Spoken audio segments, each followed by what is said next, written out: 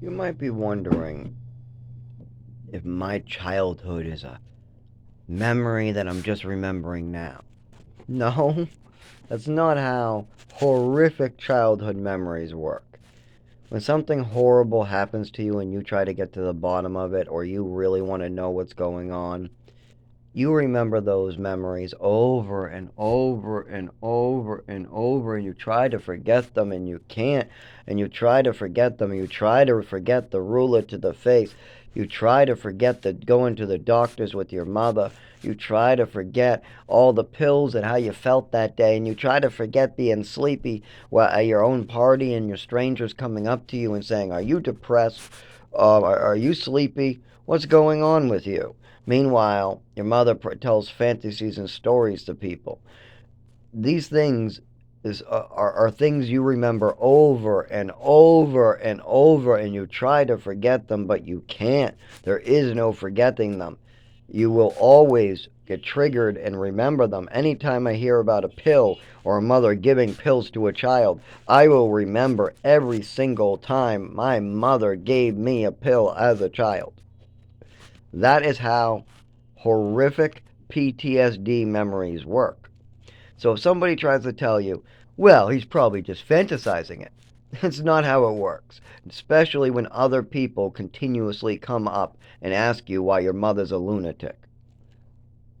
People don't share a 25 years of one person being a lunatic. If hundreds of people over a 25-year period of time all ask you why your mother's a lunatic, it's probably good to look into that. And if all your children, if your son, your stepson, your adopted son, your daughter, the guy next door, the teacher, the best friend of the family, if you've got a lot of people coming up to you going, hey, you might want to keep an eye on this. Yeah, I think there's some nuttiness here. And you just moved around the country, and that might not be a good sign. You just moved Zach to like 5 different states, so you might want to watch what's going on here. That's pretty obvious. It's not like I have to fantasize or nothing. Everybody in my family got their own moments.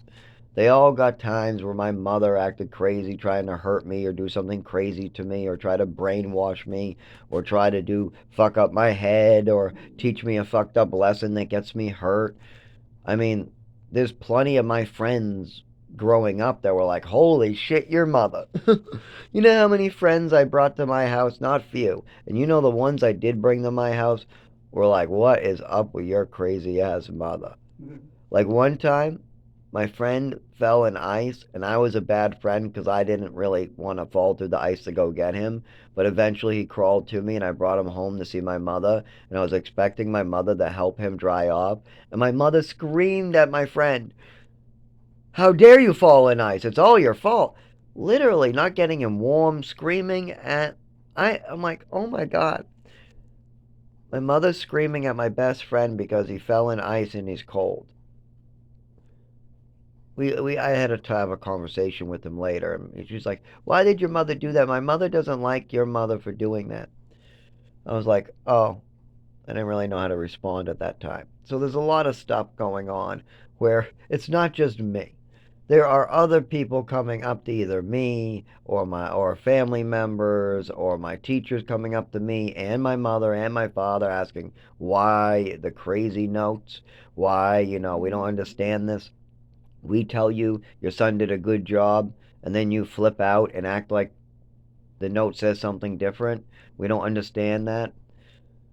They're having talks with me, asking me questions. Why is your mother writing craziness? Why is this so crazy? And I explained to him what my mother did the day before. Hey, I brought the note you told me to bring there. You said that I did a good job, and you wanted your mother to know I did, and I gave it to her, and she twisted the words around. Then she said, "Oh, how dare you? How dare you?" Sent it back, and the teachers don't.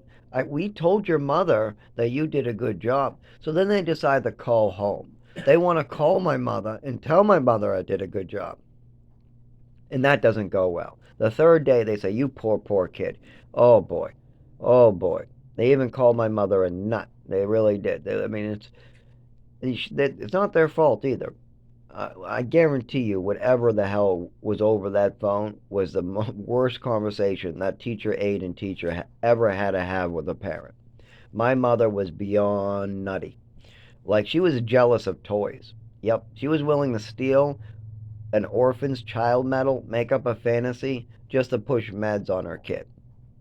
Not only this, she was jealous of her kid's toys and used to think that her son liked the toys better than her, so would throw them away and get rid of them. These are really crazy things.